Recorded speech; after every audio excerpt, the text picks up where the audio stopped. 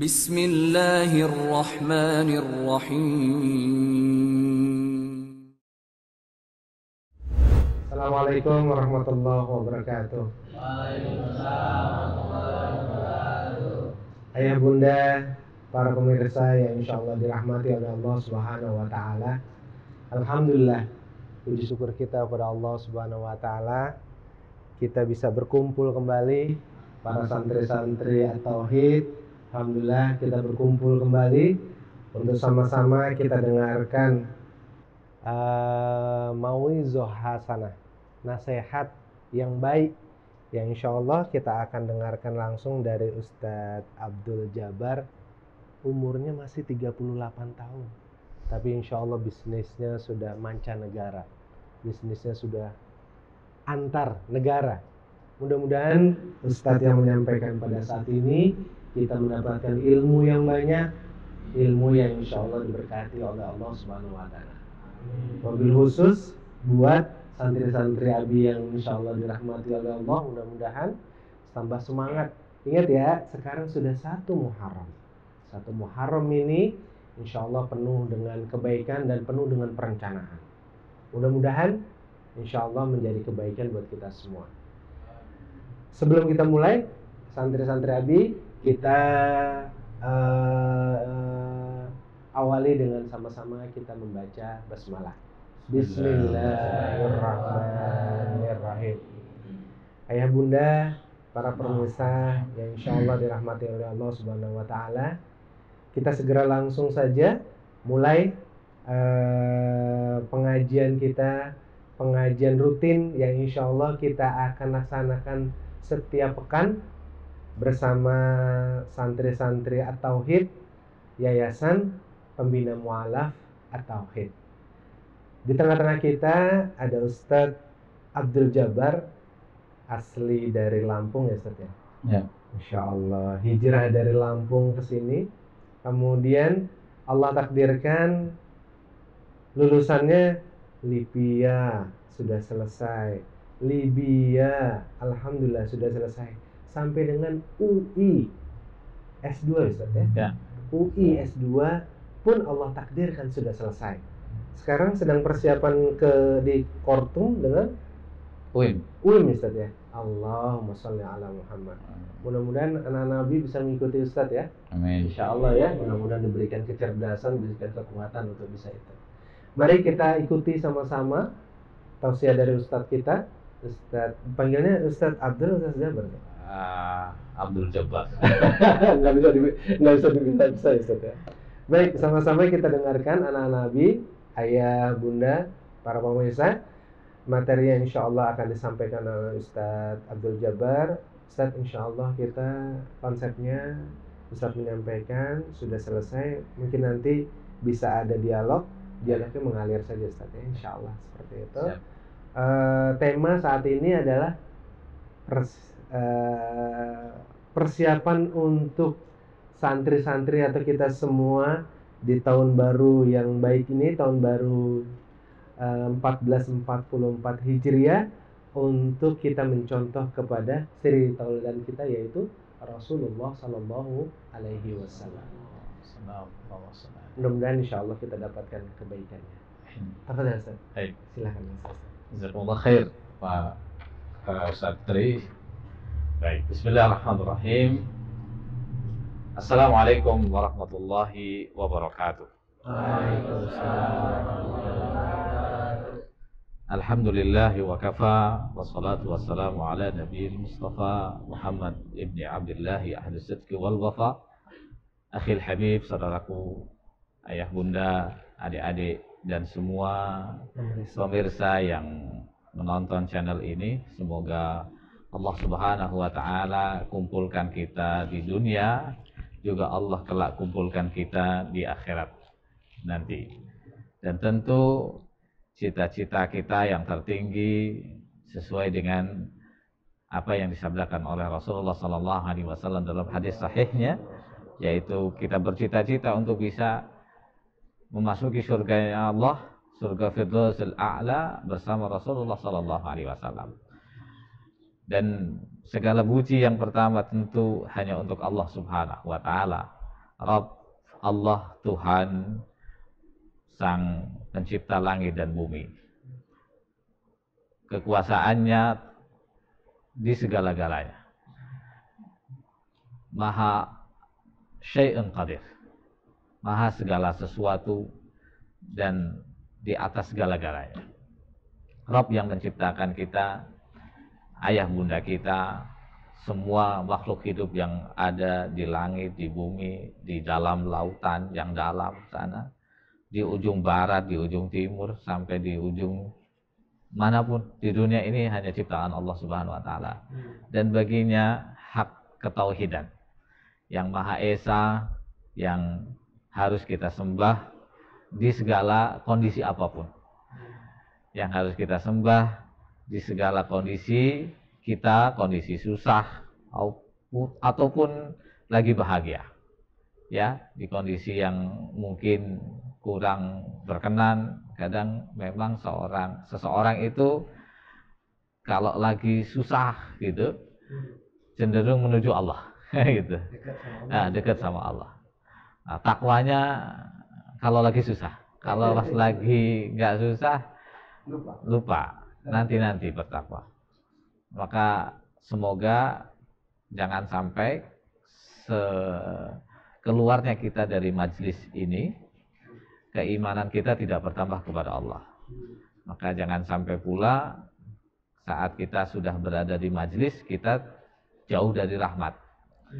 Karena banyak sekali hadis sahih yang menjelaskan keutamaan orang-orang yang mengajar ilmu, tentunya ilmu agama, dan orang yang belajar. Banyak sekali hadis-hadis sahih menjelaskan barang siapa yang Allah ringankan langkahnya untuk menuntut ilmu, maka Allah juga akan ringankan langkahnya untuk jalan menuju surganya.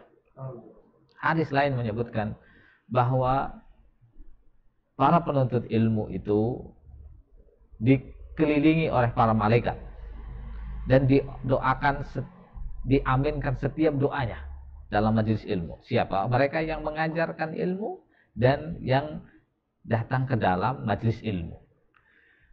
Ya.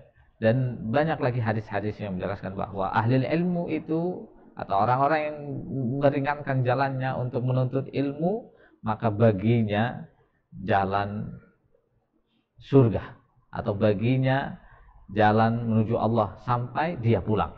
Maka kalau terjadi sesuatu bagi penuntut ilmu, pengajarnya, ketika terjadi sesuatu, orang-orang yang ikut dalam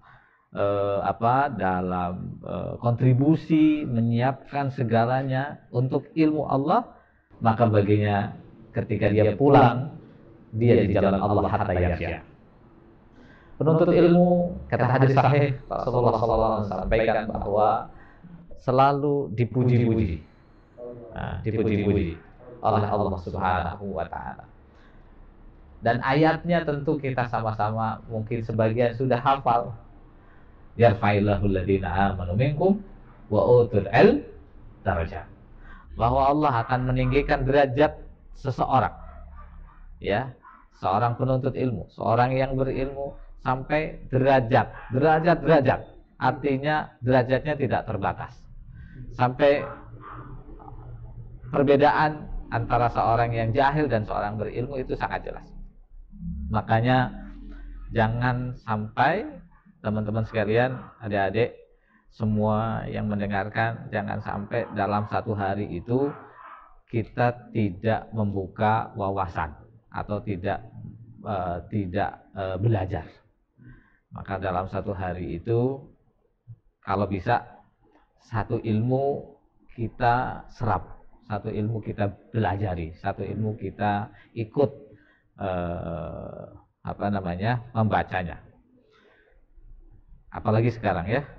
Sekarang ini Masya Allah, Allah begitu mudahkan kita untuk menuntut ilmu melalui media apa saja. Dan media yang sekarang terpampang di hadapan kita, jangan sampai nanti menjadi saksi HP ini akan bersaksi bahwa hanya digunakan untuk TikTokan. Jangan sampai nanti dia bersaksi bahwa hanya dipakai hanya untuk main Facebook, apalagi cari gebetan, ya, dan lain sebagainya. Maka sesungguhnya setiap majelis ilmu itu menjadi saksi pencatatan absensi kita di hadapan Allah Subhanahu wa taala. Gitu. Maka jangan sampai dalam satu hari kita tidak minimal berada dalam majelis ilmu atau membuka pelajaran, ya, buka ilmu, belajar. Dan sekarang tadi saya sampaikan bahwa medianya sudah sangat mudah. Jadi kalau sekarang kita itu bodoh akan sesuatu, nah itu jadi orang yang serugi-ruginya. Ya, internet di mana-mana, main ke warung kopi, beli 5.000 dapat akses internet sampai puas, kan gitu kan? Dan di situ kita bisa menyerap ilmu dengan sebanyak-banyaknya. Oleh karenanya saya ucapkan jazakumullah khairan katsiran kepada Ustadz Agus Kris, ya, yang dengan Masya Allah subuh-subuh udah telepon saya. Udah telepon saya, kita berangkat katanya. Siap, kata saya, tapi saya bilang pagi banget ini. Ya, karena memang biasanya kalau hari libur ini kan biasa ya pagi-pagi santai bersama keluarga. Tapi karena ilmu inilah yang tadi man salaka tariqan yaltamisu bihi ilman sahalallahu tariqan ilal jannah. Dan kepada Ustadz Tri dan teman-teman sekalian, ini bagian daripada jalan mudah kita, mudah-mudahan menuju surganya Allah Subhanahu wa taala, ya. Teman-teman yang dirahmati Allah Subhanahu wa taala, biasanya kita ini hanya bisa, kata pakar-pakar itu, konsentrasi mendengarkan sesuatu itu hanya setengah jam. Ya. Setelah setengah jam itu sudah ada yang nguap, ya, sudah ada yang klinsat-klinsut gitu, ya.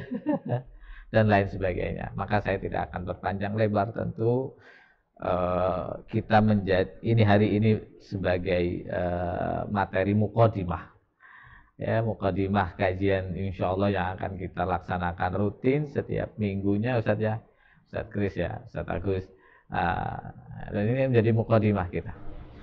Maka muqaddimah ini mudah-mudahan sebagai muqaddimah awal yang hasanah, ya. Nah, kalau mau husnul khatimah itu harus mengawalinya yang awalul hasanah, maka bisa husnul khatimah, bidayatul hasanah, dan insya Allah bisa husnul khatimah.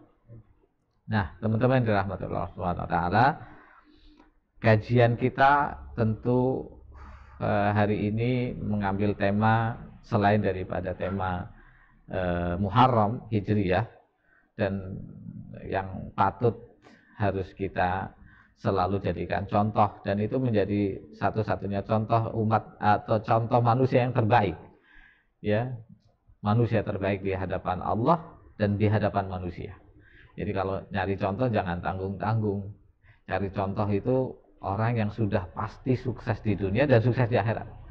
Setelah Rasulullah SAW tentu ada para sahabat, lalu para tabi'in, nanti para tabi'in, lalu para asra al-mubashirina bil jannah, 10 manusia yang sudah Allah stem, ya, untuk bisa masuk surganya Allah Subhanahu wa taala.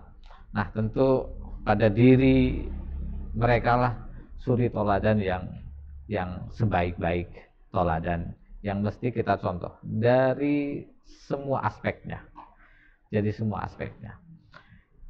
Jadi kiranya kita belajar sirah itu sebenarnya ngajaknya itu muter-muter, kan, keliling. Dan kita mengajak untuk bisa hidup menyelam sebagaimana di kehidupan di kehidupan Nabi Shallallahu Alaihi Wasallam, ya.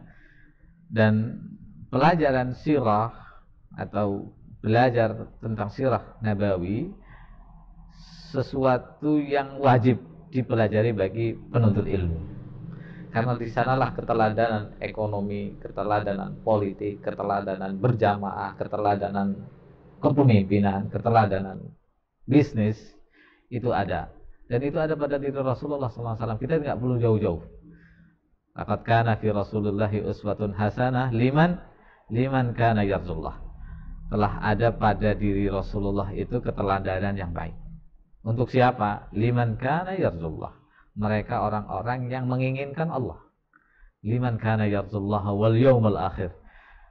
Orang-orang yang menginginkan Allah dan hari akhir. Wa dzakarallaha katsira. Dan orang-orang yang menginginkan Allah dan Rasulnya tentu zakarallah, perlu mempelajarinya. Zakarallah itu bisa disebut perlu mengingatnya, perlu mendalaminya. Nah, jadi kalimat dzikir itu bukan hanya kalimat yang hanya diartikan diucapkan, dizikir atau diwirid. Kalau orang kita kan suka menyebut zikiran gitu ya. Atau orang kita Jawa bilang wiridan gitu kan, wirid. Bukan hanya sekedar diwiridkan. Maka wirid itu juga diselami dalam segala aspek kehidupannya. Ya. Maka zikra itu bagian daripada ilmu. Ya, diilmuinya. Dari mana saja? Dari silsilah nasabnya. Sekarang kita pelajari dari awal nasab pertama misalkan, contoh saja. Ya, karena nanti sirah ini serinya banyak sekali. Ya, serinya banyak sekali. Karena kehidupan Rasulullah SAW tentu akan kita pelajari pertama dari nasabnya. Ya, lalu bagaimana Rasulullah SAW dilahirkan, sejak kelahirannya. Kita akan belajar sejak kelahirannya bagaimana. Bahkan dari sejak kandungan Rasulullah SAW sampai dilahirkan Rasulullah SAW hingga umur dari mulai 9 bulan, 1 tahun ya, lalu sampai wafatnya Rasulullah SAW. Ini pelajaran yang butuh sesi. Kalau sebenarnya ini mungkin ya Indonesia selama ini ada terjadi semacam kayaknya pelajaran sirah itu pelajaran sampingan. Nah, apalagi di pesantren-pesantren yang awal dulu hanya belajar kebanyakan di ilmu fikih, ya, ilmu alat, ya. Memang itu adalah satu cara untuk memahami agama Islam, ya, fikih, tafsir dan lain sebagainya. Tapi ada pelajaran yang sering terlupa, yaitu pelajaran sirah nabawiyah. Sering terlupa. Sehingga kebanyakan dari kita itu banyak debatnya. Karena fikih itu kan isinya perdebatan. Banyak debatnya, menyalahkan satu sama lain, ya. Tidak mau benar-benar menjadikan sirah sebagai salah satu pelajaran terpenting. Tapi alhamdulillah di beberapa tahun terakhir ini sirah menjadi satu kegemaran tersendiri. Bahkan ada komunitas sirah community, ya, kajian sirah community itu ada. Nah, kawan-kawan nanti bisa itu mengikutinya. Dan itu sangat bagus sekali karena belajar sirah itu seakan kita hidup di zamannya. Ya. Saat kita belajar sirah Nabi berarti kita seakan-akan menyelami kehidupan baginda Rasulullah SAW ketika itu dan mengikuti jejak langkah beliau. Nah, itu belajar sirah, teman-teman. Oleh karenanya sangat penting bagi kita belajar tentang sirah nabawiyah. Dan tentu muqaddimah ini menjadi bagian dari pada kalau di dunia kampus apa Ustaz? Kajian lah, prakuliah. Nah, teman-teman yang dirahmati Allah Subhanahu wa taala, tadi saya menyinggung tentang nasab. Saya mau bertanya, siapa yang hafal nasab daripada Nabi kita Muhammad sallallahu alaihi wasallam sampai ke Adnan? Sampai ke Adnan bin Ismail bin Ibrahim alaihissalam. Siapa yang bisa? Silakan. Ada yang bisa? Ada yang bisa? yang menyebutkan nasab daripada Nabi kita Muhammad Sallallahu Alaihi Wasallam? Nggak ada yang bisa? Ada yang hafal? Mudah itu. Ya sudah, coba. Ini mungkin agak susah. Sekarang saya kasih tugas. Coba sebutkan nasab, 5 nasab dari masing-masing keluarganya. Bisa? 5 nasab. Saya anaknya, saya bin siapa? Bin Poniran, bin Paiman, bin Paijo, bin siapa? Ada yang bisa menyebutkan teman-teman sekalian? Ada yang ini? Atau perlu dikasih hadiah ini? 5 saja nasab dari keluarganya. 5 nasab. Ini kok begitu pentingnya nasab? Nanti saya akan bahas kenapa pentingnya nasab. Ya, 5 saja. Saya anaknya bapak, bapak anaknya kakek, kakek anaknya buyut, gitu kan? Buyut anaknya apa? Cicit apa? Apa? Buyut lagi 5. Ini kita itu berapa coba? Kenapa sangat pentingnya nasab gitu? Karena di kultur Arab itu kebanyakan, walaupun ini bukan daripada sunnah, karena Rasulullah SAW menyampaikan bahwa ya kalian kalau mau menikah gitu, bukan mesti sama golongan Arab sendiri misalkan, karena la Arab walal ajam, tidak ada perbedaan dan tidak ada perbedaan antara Arab dan Ajami illa bi taqwallah, karena hanya takwa Allah kepada Allah Subhanahu wa taala yang akan menjadi pembedanya. Tapi keturunan itu menjadi sangat penting. Begitu juga nanti sanad ilmu. Sanad ilmu akan menjadi sangat penting sekali bagi kita semua para ahli ilmi, ya teman-teman sekalian, adik-adik, untuk apa? Menjaga kemurnian ilmu.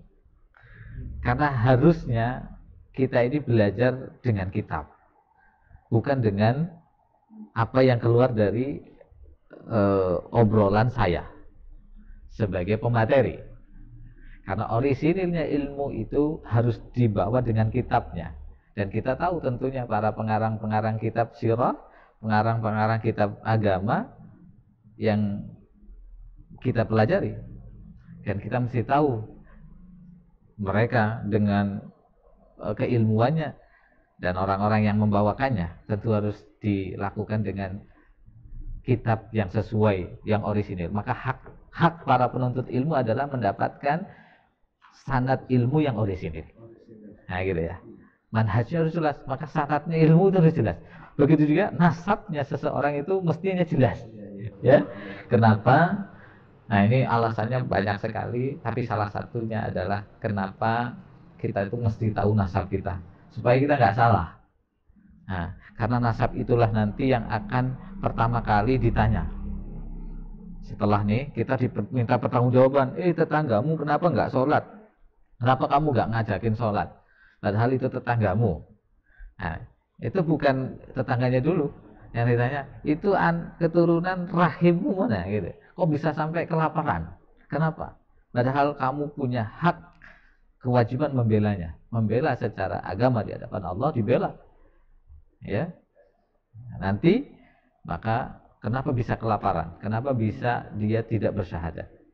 Yang ditanya itu keturunan rahimnya. Nah, gitu. Lalu nanti baru keturunan yang lainnya, tetangganya. Kenapa bisa orang itu terhalang masuk surga gara-gara tetangga? Ya, gara-gara tetangga.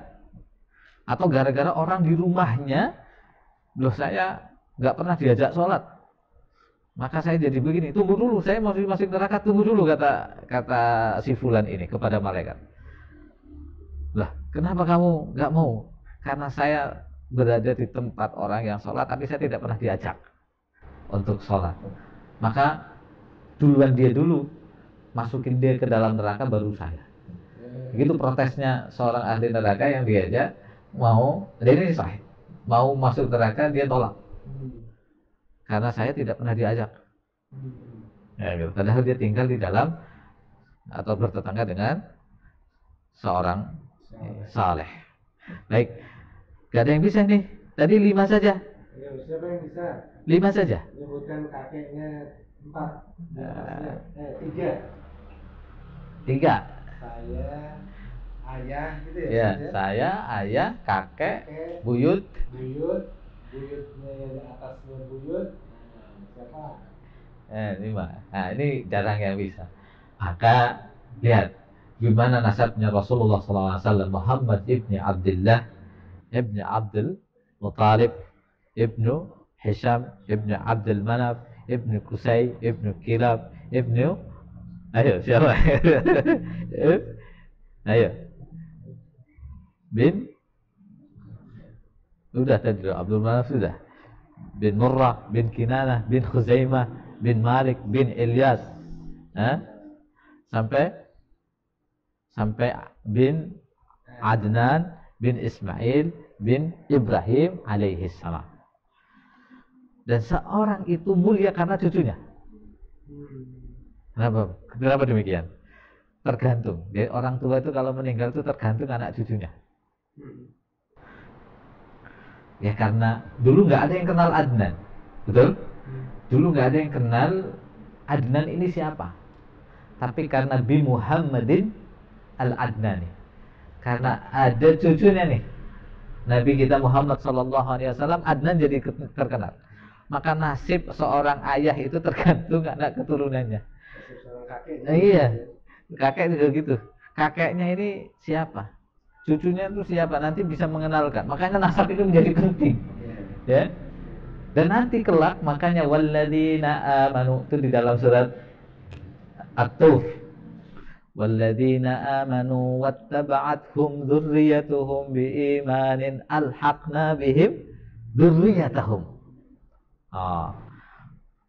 Itu menjadi penting. Nah, kawan-kawan yang dirahmati Allah Subhanahu wa taala, oleh karenanya sirah itu nanti belajar ke sana. Mulai dari kenasaban.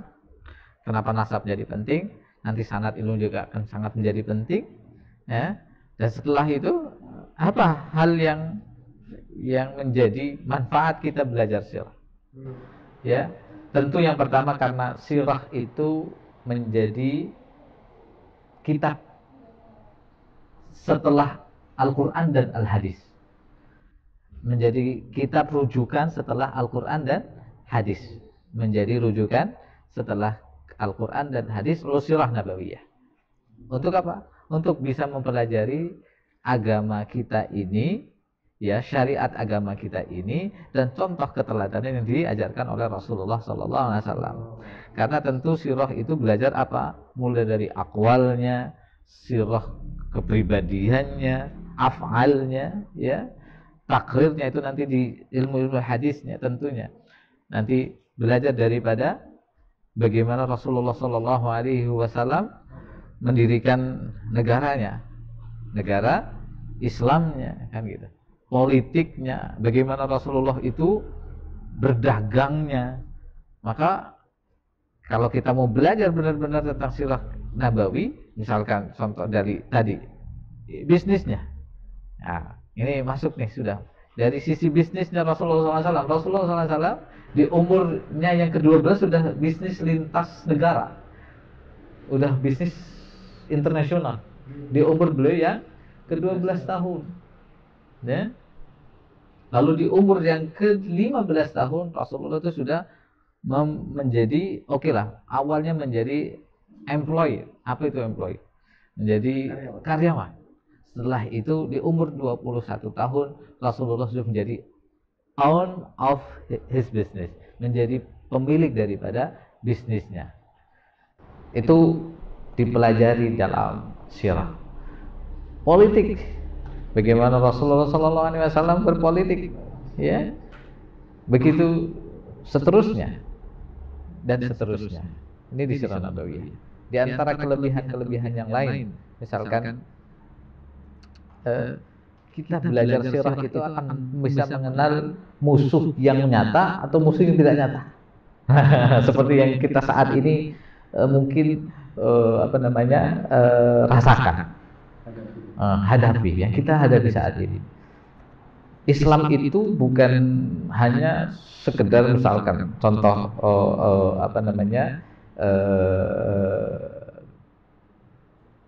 punya musuh yang kafir gitu. Tapi ternyata nama-nama yang Islam pun di dalam kehidupan di zaman Rasulullah pun banyak yang menjadi musuhnya di dalam Islam, seperti yang mungkin kita lihat ini. Contoh, dulu ada namanya Abdullah seseorang munafik, ya, seorang munafik yang merongrong dakwahnya Nabi Shallallahu Alaihi Wasallam. Itu bisa kita tahu nama-nama itu dari kita belajar sirah, ya. Bagaimana Rasulullah menetapkan perjanjian, misalkan Sulh Hudaybiyah, menjalankan perjanjian dengan para musuhnya sehingga Islam bisa terus eksis.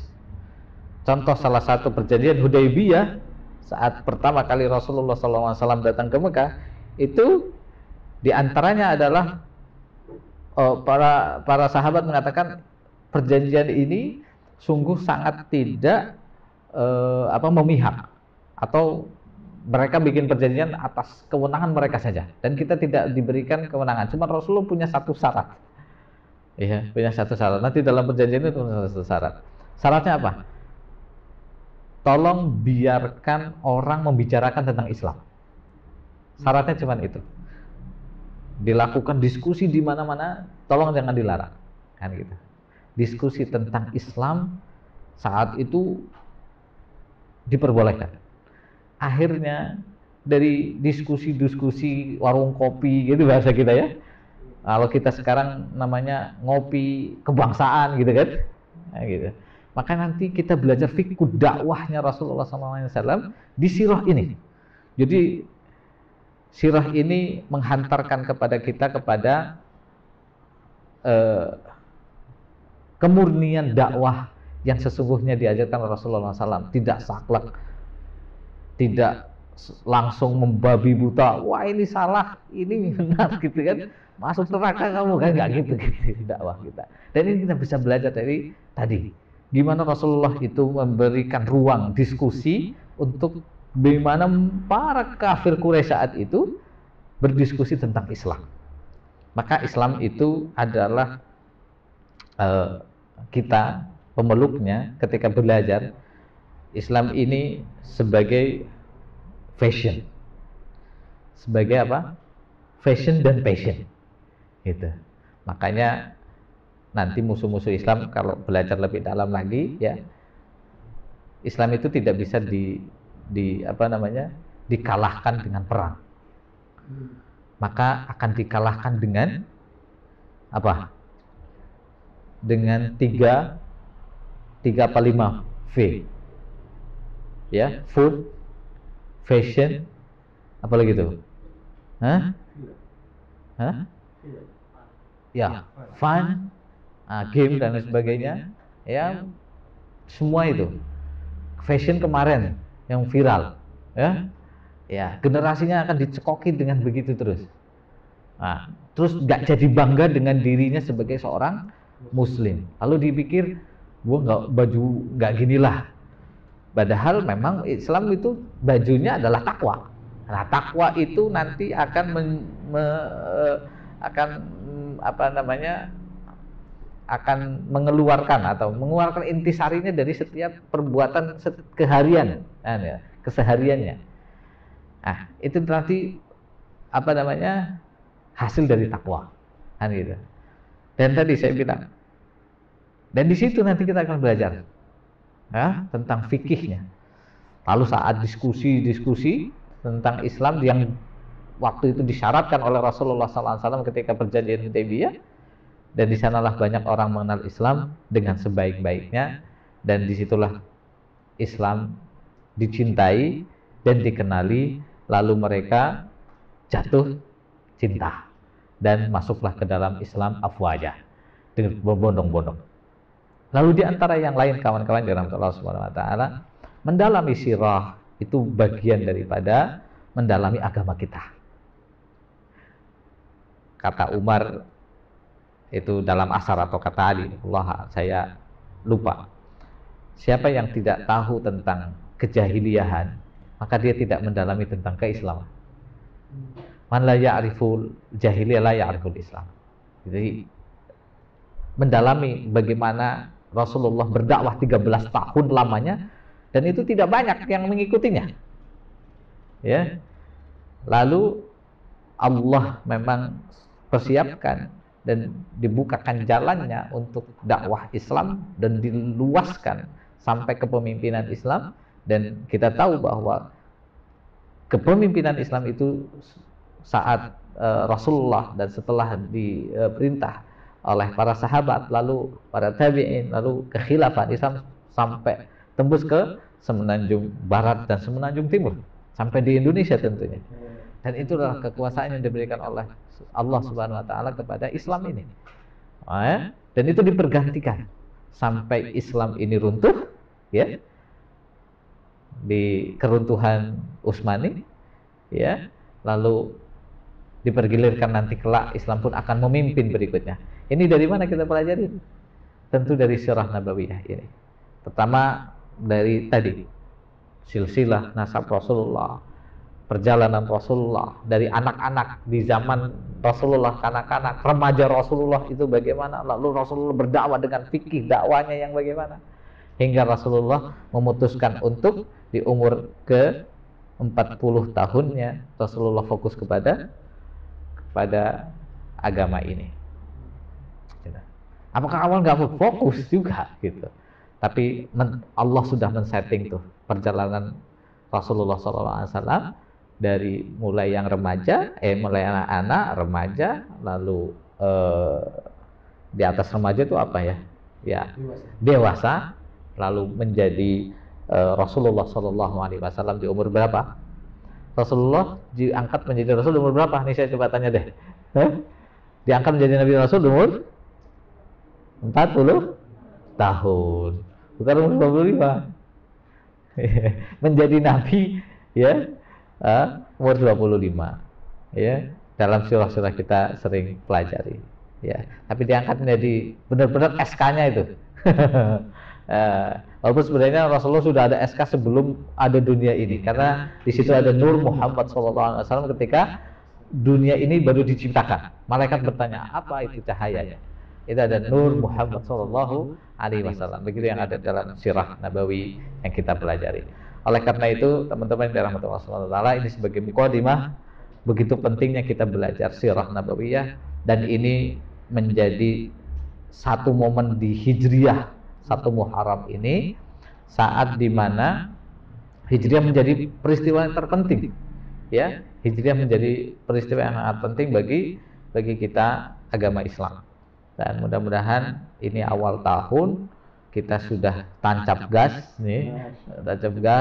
untuk benar-benar menjadikan Rasulullah SAW sebagai model, role model dari setiap kehidupan kita, role model dari bisnis kita, politik kita, ekonomi kita, ya, bertetangganya kita, berumah tangganya kita, ya, bergurunya kita, menjadi thalabul ilminya kita, ya, menjadi penghafal Qur'annya kita, karena Rasulullah SAW itu karena khuluqul Qur'an, seperti itulah Al-Qur'an yang ada pada Rasulullah. Nah, adik-adik semuanya penghafal Al-Qur'an, ya, maka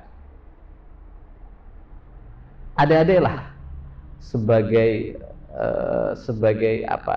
agen-agen tuh, sebagai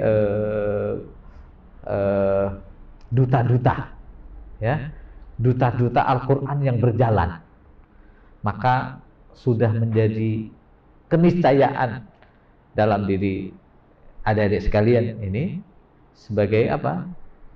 Sebagai tadi Quran yang berjalan dan bagaimana sirah yang berjalan, kan gitu.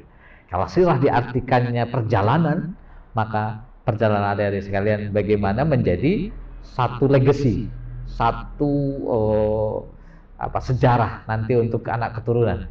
Tadi adik akan berproses, teman-teman akan berproses. Sekarang mungkin baru di rumah Quran ini, siapa tahu gini, karena penghafal Al-Quran itu bukan hanya dimuliakan di dunia, tapi dimuliakan di atas langit. Catat nih ya, catat nih. Semua universitas yang ada di Indonesia, bukan semua, kebanyakan bahkan di Timur Tengah. Ini terutama yang saya katakan di Timur Tengah. Kalau sudah mendengar ada penghafal Al-Quran, itu masuknya tanpa tes. Ya? Tanpa tes. Kalau di Indonesia sekarang, ini banyak universitas yang sudah punya kerjasama dengan lembaga-lembaga Al-Quran, dan tentu para penghafal Al-Quran yang ingin melanjutkan kuliahnya itu punya fasilitas beasiswa yang full. Ya? Banyak. Ya, nggak mungkin saya sebutkan, tapi UI, Universitas Indonesia pun sudah ada namanya jalur penerimaan dari para penghafal Al-Quran. Ya, jalur penerimaan. Apalagi di luar negeri, di Timur Tengah, yang ingin ke Madinah, yang punya syahadah Al-Quran, itu kayak jalan tol saja. Ya, maka mudah-mudahan semuanya bisa menyelesaikan hafalannya dengan baik dan menjadi penghafal yang benar-benar menjadikan dirinya sebagai Al-Quran yang berjalan, dan akhlaknya pun seperti Al-Quran. Karena ini yang sangat penting, ya, sangat penting sekali. Menjadi jangan hanya sekedar Al-Quran di lisan, ya, tapi juga di sadar. Dan itu akan tahu kabi. Tahu kabi? Kabi itu penghafal Al-Quran, Muslim yang hafid Al-Quran. Ya, kabi, orang hitam dari Senegal merantau ke Italia. Sampai sekarang cuma modalnya gini. Tapi followernya udah ratusan juta. Tapi jangan cuma dikejar follower yang di dunia ya.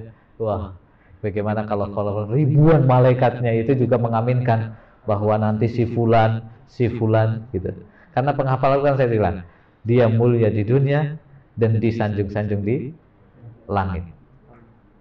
Para pekerjanya pun juga demikian. Para penyokongnya pun demikian. Bukan hanya akan dimudahkan urusannya di dunia, maka akan dimudahkan urusannya di akhirat. Setelah itu Pak Tri akan didorong-dorong tuh, diangkat-angkat tuh. Siapa? Keturunan-keturunan teman-teman. Ustaz Agus juga demikian, akan diangkat-angkat tuh.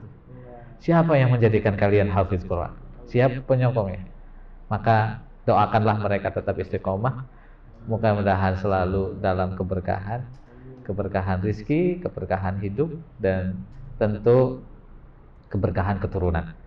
Ya, karena ini nanti tadi legasinya seorang kakek, ayah, nenek itu ya karena cucunya. Ya, mudah-mudahan cucunya bilang, oh ini keturunannya Pak Haji Agus nih, ya, gitu. Salah satu keturunannya ini kan.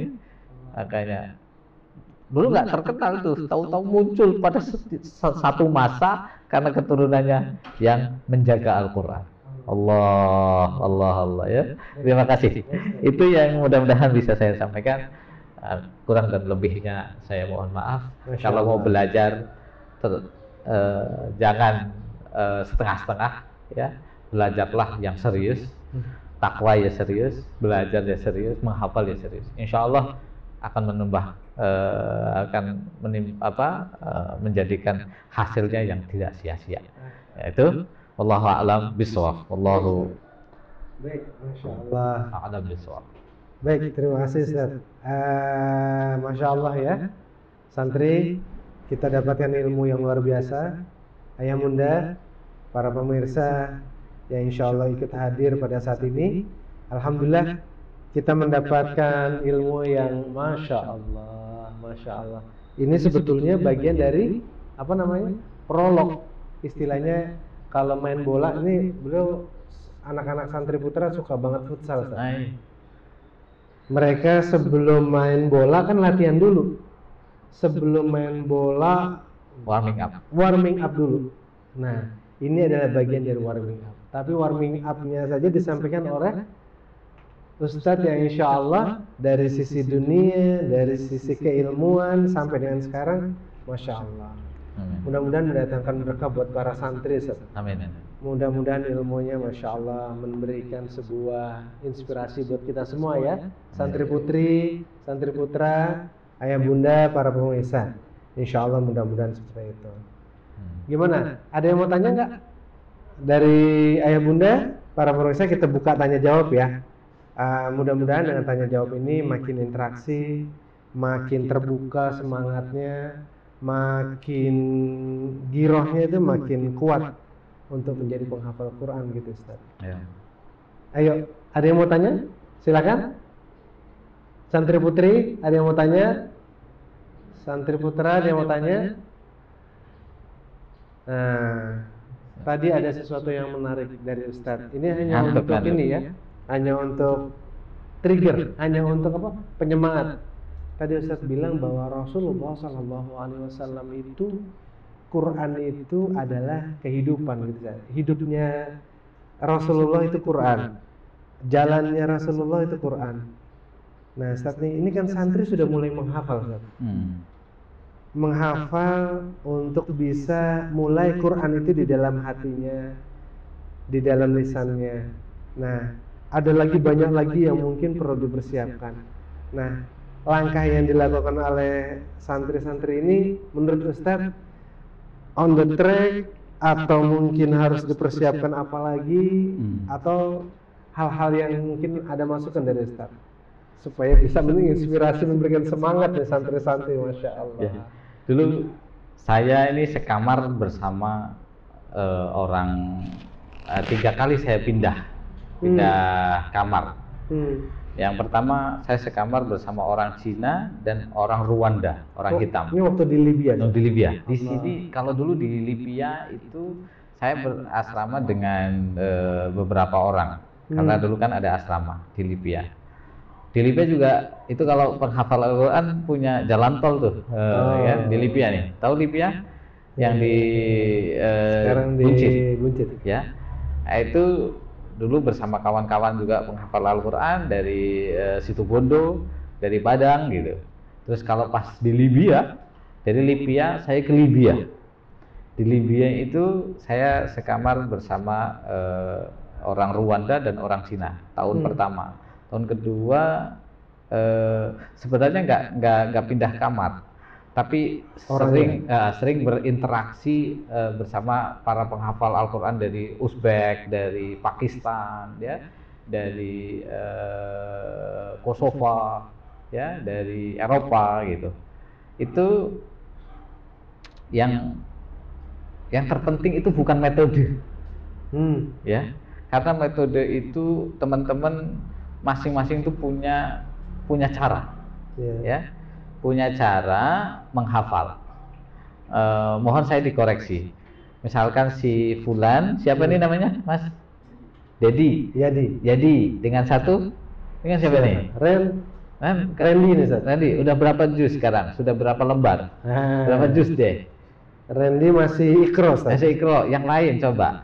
Yang satu bisa menghafal 1 lembar, yang satu bisa menghafal 2 lembar, betul nggak? Iya, betul ya. Dan itu masing-masing punya caranya. Ada yang mungkin saya dulu itu punya kebiasaan kalau ngapal itu jam 3 sampai subuh bisa 2 lembar misalkan kan. Atau yang satu ada yang bisa menghafal di tengah keramaian sambil main-main tapi dia bisa ngapal. Ada yang orang nggak bisa menghafal mungkin cara dia apa gitu, kalau lembaga itu ada metodenya misalkan, nggak sesuai gitu. Nah, satu yang waktu itu saya ingat-ingat dari kawan saya di Pakistan itu, bilang baca aja terus. Baca terus. Jadi tidak ada namanya hari tanpa Al-Quran.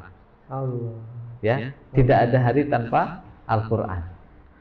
Jadi kalau ada sehari yang lost, itu biasanya merembet, lost dengan yang lain.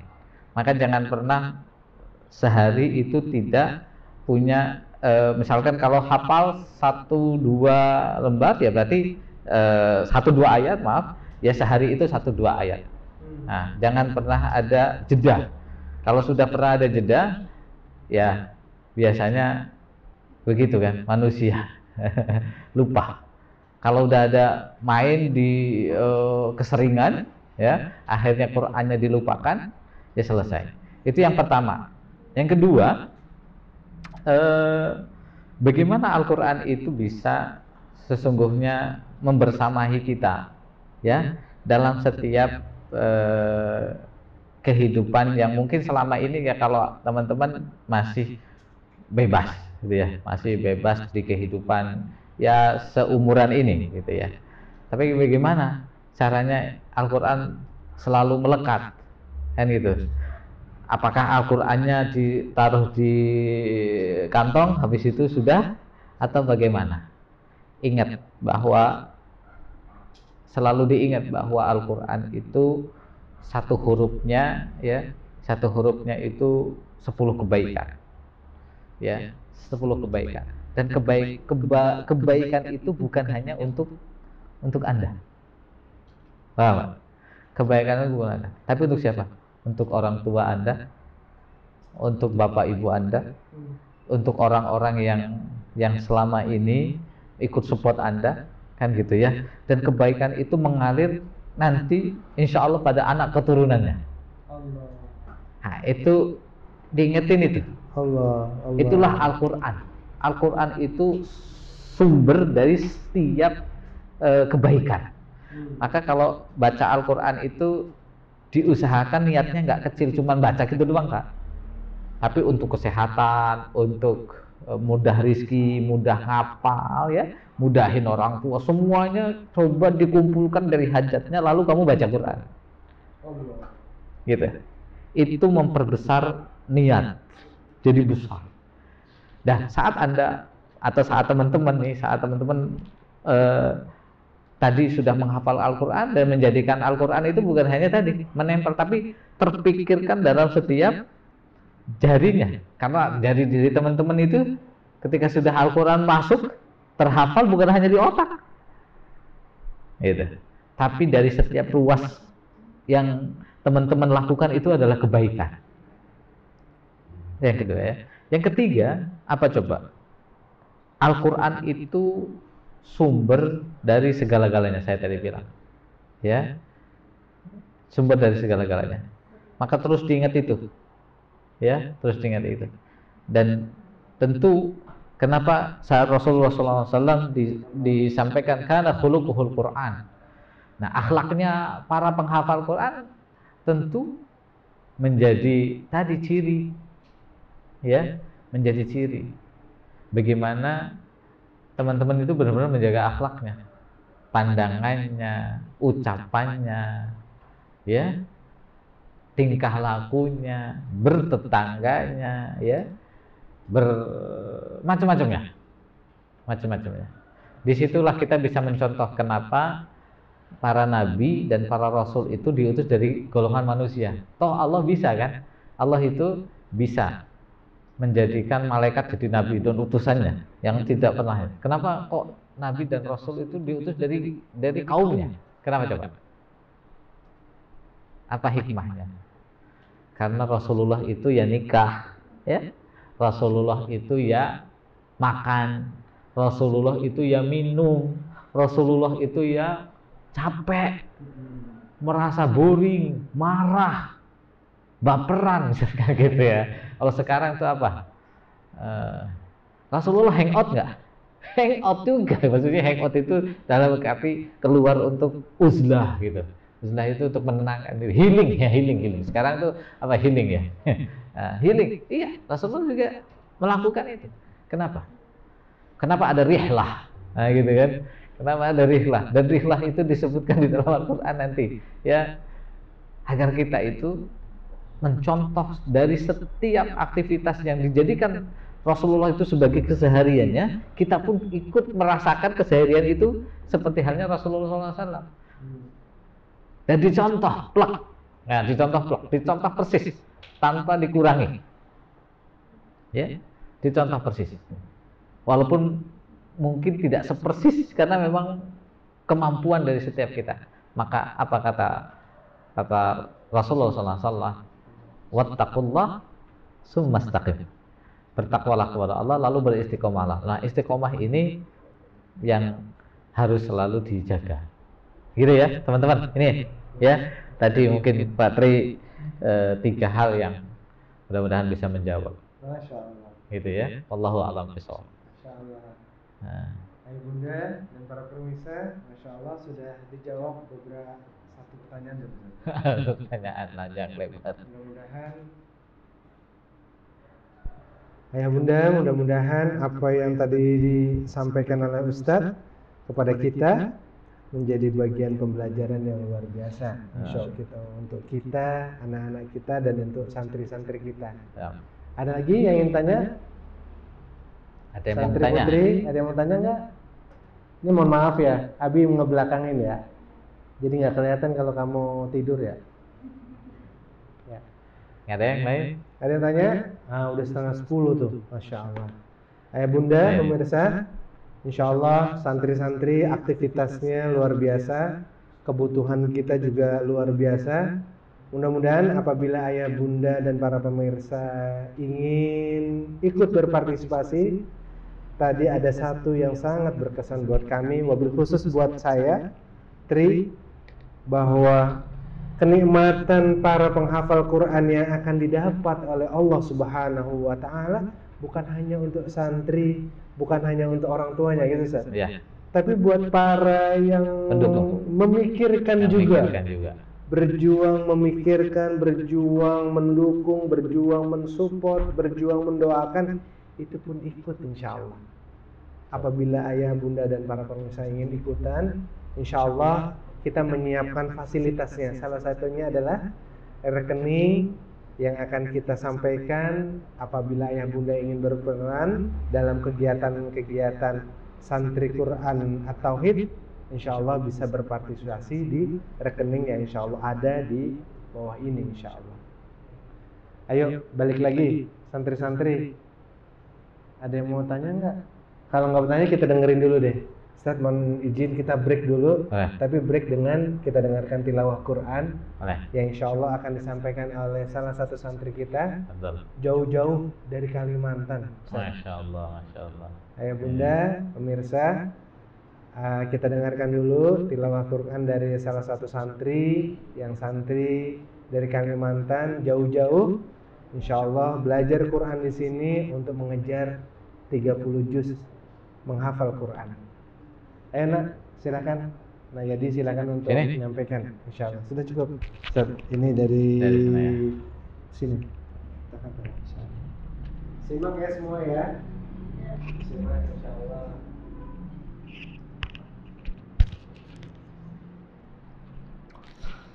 أعوذ بالله من الشيطان الرجيم بسم الله الرحمن الرحيم والنازعات غرقا والناشطات نشطا والسابحات سبحا فالسابقات سبقا فالمدبرات أمرا يوم ترجف الراجفة تتبعها الرادفة قلوب يومئذ واجفة أبصارها خاشعة يقولون أئنا لمردودون في الحافرة أئذا كنا عظاما نخرة قالوا تلك إذا كرة خاسرة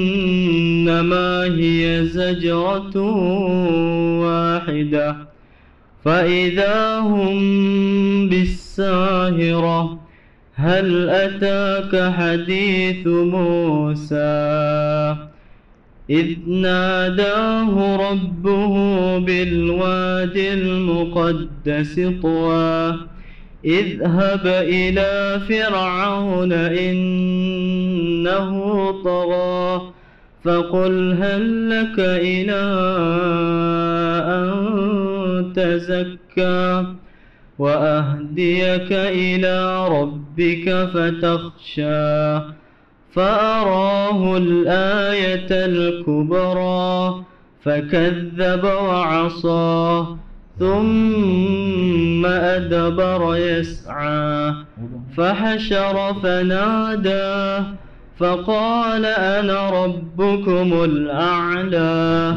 فأخذه الله نكال الآخرة والأولى إن في ذلك لعبرة لمن يخشى أأنتم أشد خلقا أم السماء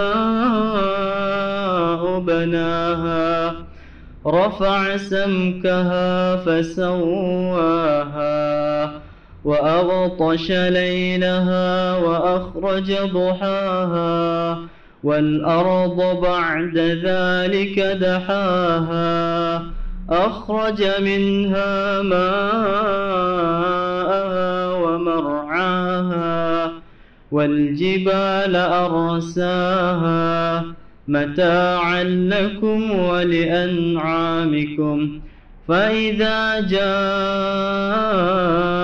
الطامة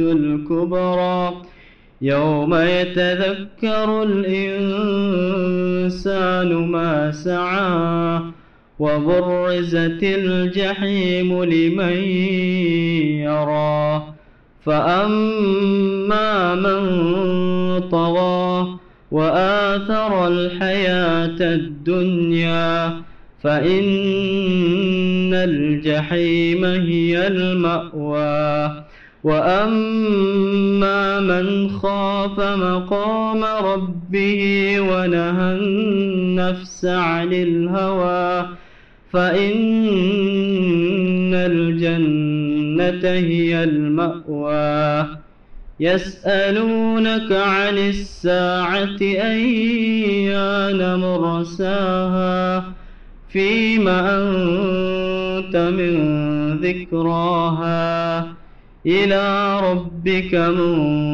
منتهاها إنما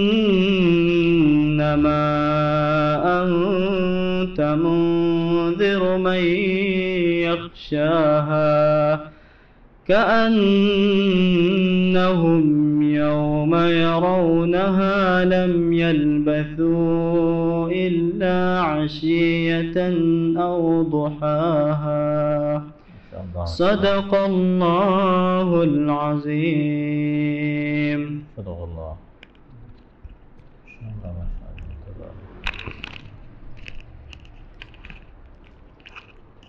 Alhamdulillah, Alhamdulillahirrabbilalamin. Ustaz, itu Yadi. Yadi itu di Rumah Quran At-Tauhid itu baru berapa lama Yadi? 2 minggu ya? 2 minggu. Alhamdulillah, proses untuk mulai menghafalnya melalui tahsinnya lulus. Setelah tahsin membaca Qurannya dulu, setelah membaca Quran kemudian baru diperbolehkan untuk menghafal. Jadi dalam waktu kurang lebih 2 minggu dari Kalimantan datang, 2 minggu Allah takdirkan sekarang sudah mulai menghafal. Sekarang berarti sudah di juz 30 masih? Nah, insyaallah. Mudah-mudahan insyaallah. Mohon doa Ustaz. Amin. Baik, santri-santri Abi, santri-santri At-Tauhid yang insyaallah dirahmati oleh Allah Subhanahu wa taala, ayah bunda dan para pemirsa yang insyaallah mudah-mudahan diberkahi, diberikan sehat semuanya oleh Allah Subhanahu wa taala. Mengingat waktu dan tadi sudah tanya Ustaz kegiatannya apa lagi?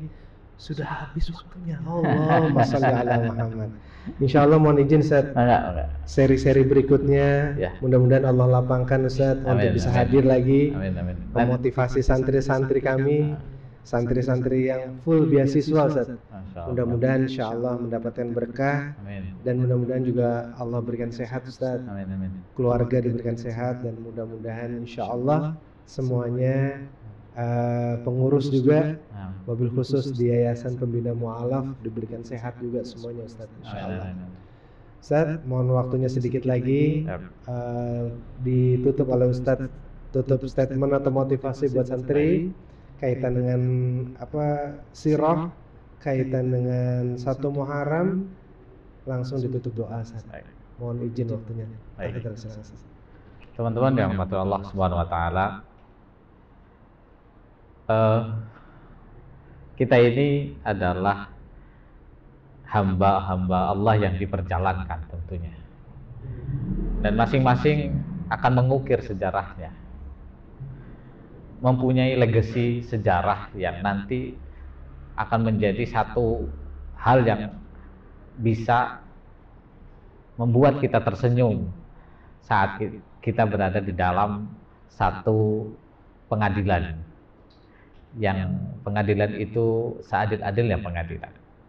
Dan teman-teman tentu gak usah juga kecil hati saat ini. Misalkan saya tidak ya mohon maaf, misal merasa kecil hati jauh dari orang tua, atau mungkin yang sudah tidak punya orang tua, atau mungkin sekarang ini kondisinya tidak punya materi yang berlebih, tidak sesuai dengan kawan-kawan yang main gadget, bisa ke Sudirman, SCBD dan sebagainya. Ingat cerita orang-orang sukses di sana. Ingat dan baca sirahnya orang-orang sukses yang di dunia dan di akhirat tentu.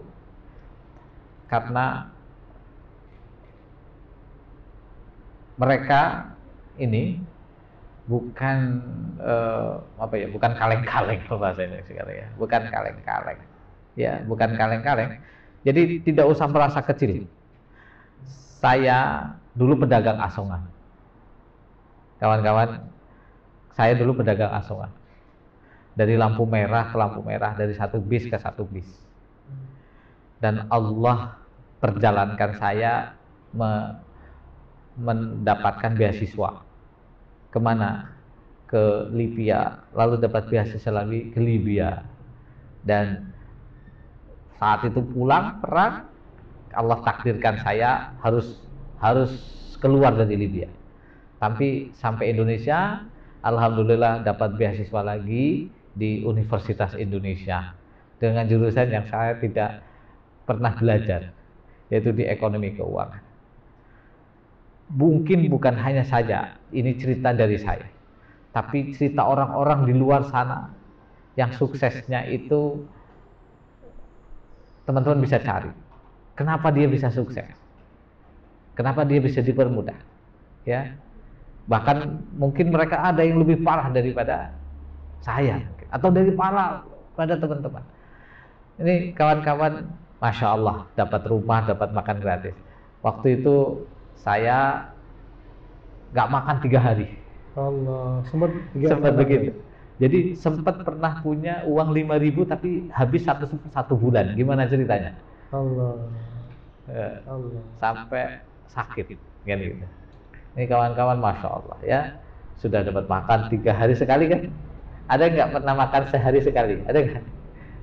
Nggak ada kan? 3 hari sekali. Ya.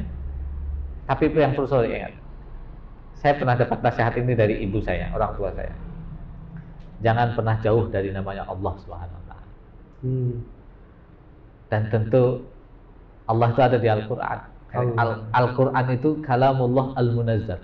Jadi kalau mau berinteraksi dengan Allah, Allah mau berinteraksi dengan kita itu, kita baca Al-Qur'an. Itulah kita ngomong sama Allah. Allah itu lagi ngomong sama kita. Sebagaimana ketika kita ini ya mau mendapatkan sesuatu, maka yang harus di ini apa? Ya bicara. Itulah alatnya apa? Al-Qur'an.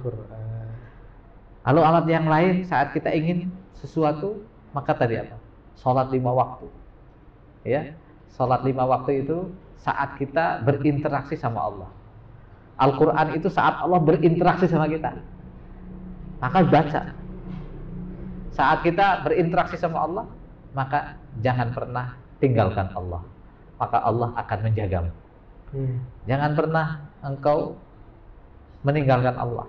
Atau jagalah Allah dalam hadisnya. Itu mungkin orang tua saya nggak hafal hadisnya, tapi pernah tahu ilmunya. kata beliau, jagalah Allah, atau kata Rasulullah, jagalah Allah, pasti Allah akan menjagamu. Ihfadillah yahfadka, ihfadillah tajid tujah. Engkau akan mendapati Allah. Ihfadillah ada 3 kali, maka engkau akan mendapatkan Allah Subhanahu wa ta'ala. Itulah yang saya rasakan saat apapun itu, maka jangan pernah jauh dari Allah Subhanahu wa ta'ala. Mudah-mudahan ini bermanfaat. Amin. Jangan kecil hati, banyak cerita orang sukses di sana yang diukir karena dari garasi kecil, dari rumah di pojokan di pinggir kali. Banyak orang sukses di sana terukir, catatannya tercatat di biografi kesuksesan yang sudah ditinggalkan orang tuanya lama, bahkan dia tidak tahu.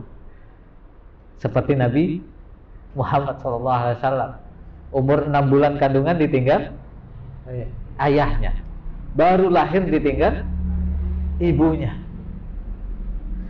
Banyak cerita orang sukses di luar sana itu yang mungkin dari keluarga yang sama-sama kita tidak tahu. Tapi ingatlah bahwa Allah tidak akan pernah menzalimi hambanya. Tapi kebanyakan kita berbuat zalim akan diri kita masing-masing. Maka jangan jauh-jauh dari Allah. Pastikan bahwa langkah kita bersama Allah. Pastikan bahwa setiap apa yang kita pikirkan ada Allah. Insya Allah kita sukses di dunia dan bersama kelak di akhirat. Amin. Bersama Rasulullah SAW. Walafu minkum. Itu menjadi penutup pada pertemuan kali ini, Bapak Ibu sekalian, ayah bunda, adik-adik sekalian, pemirsa yang dirahmati Allah Subhanahu wa ta'ala. Mudah-mudahan tahun Hijriah ini menjadi tahun yang terbaik, dan kita menjadi baik, keluarga kita menjadi baik, anak keturunan kita menjadi baik, dan kita bersama-sama menjadi keluarga yang baik, lingkungan yang baik, masyarakat yang baik, sehingga tercipta tentu negara yang baik. Mudah-mudahan terwujud doa-doa kita bersama. Dan ini mengawali awal tahun juga. Kalau mau husnul khotimah, awalilah dengan husnul bidayah. Mudah-mudahan semuanya Allah lindungi dan diberkahi dalam kehidupannya, dalam usahanya, dalam aktivitasnya. Wallahu minkum. Terima kasih kepada Ustaz Tri, Ustaz Agus yang sudah memfasilitasi acara ini. Dari saya, apabila ada kesalahan mohon maaf yang sebesar-besarnya. Allahu minkum, wallahu a'lam bishawab. Wassalamualaikum warahmatullahi wabarakatuh. Baik, terima kasih Ustaz atas waktunya, atas tausiahnya, atas mauizahnya, mauizah kebaikan ini. Mudah-mudahan buat anak-anak Nabi, buat santri-santri putra dan santri-santri putri, ini menjadi kebaikan. Tadi Ustaz bilang bahwa Quran itu jangan jauh-jauh dari Allah. Dan kalau mau berinteraksi dengan Allah, berinteraksilah dengan Quran. Jadi ini kita sedang berinteraksi dengan Quran. Kalau santri-santri membaca, mentadaburi Quran. Wabil khusus buat musrif dan musrifah, tadi dapat masukan dari Ustaz kaitan dengan materi sirah, mungkin nanti bisa diagendakan juga dibahas dalam likoan dalam pertemuan-pertemuan, membahas sedikit bab berkaitan dengan sirah tersebut. Itu Ustaz Ya, insyaallah. saya ada buku itu Al-Qasas fil Quran. Al-Qasas, kisah-kisah dalam Al-Quran, dan intisarinya bunya sebenarnya Arabnya nggak tebel, tapi terjemahannya tebel. Nanti saya akan hadiahkan untuk rumah Al-Quran atau Hifzat, supaya nanti dibaca itu tadabbur ayat kisah-kisah dalam Al-Quran. Insyaallah. Nah, ini tadabbur fi qasasil Quran. Ada berapa kitab, tapi bahasa Arab, yang terjemahnya juga ada. Nanti saya kasih yang terjemahannya, kalau muslimnya ya. Baik, Bisa digilirkan, dibaca aja. Masing-masing itu kalau ustadznya terus yang baca mungkin bosan. Nah, besok yang santrinya baca. Gitu ya, Ustaz. Gitu. Baik. Karena memang waktu juga, santri-santri putri, santri-santri putra, ayah bunda, para pemirsa, mohon maaf apabila kegiatan ini masih belum maksimal, belum optimal. Mudah-mudahan mengawalinya ini sudah kita lakukan. Insya Allah besok-besok bisa lebih baik lagi. Amin. Insya Allah besok-besok Ustadz Abdul Jabbar dimudahkan oleh Allah, diringankan oleh Allah untuk bisa hadir, memberikan tausiah lagi kepada kami, kepada kita, kaitan dengan berbagai macam hal yang berhubungan dengan keilmuan yang dimiliki oleh Ustadz, insya Allah. Amin. Baik, ayah bunda, para pemirsa, kita tutup pertemuan pada saat ini. Santri-santri, santri putri, santri putra, yuk kita tutup pertemuan ini dengan sama-sama kita membacakan dengan menutup melalui hafalan yang sudah sering kita lantunkan, yaitu doa penutup majelis. Yuk sama-sama kita bacakan doa penutup majelis. Subhanallah, asyhadu an la ilaha illa anta, astaghfiruka wa atubu ilaik. Billahi taufiq wal hidayah. Assalamualaikum warahmatullahi wabarakatuh. Waalaikumsalam warahmatullahi wabarakatuh. Alhamdulillah.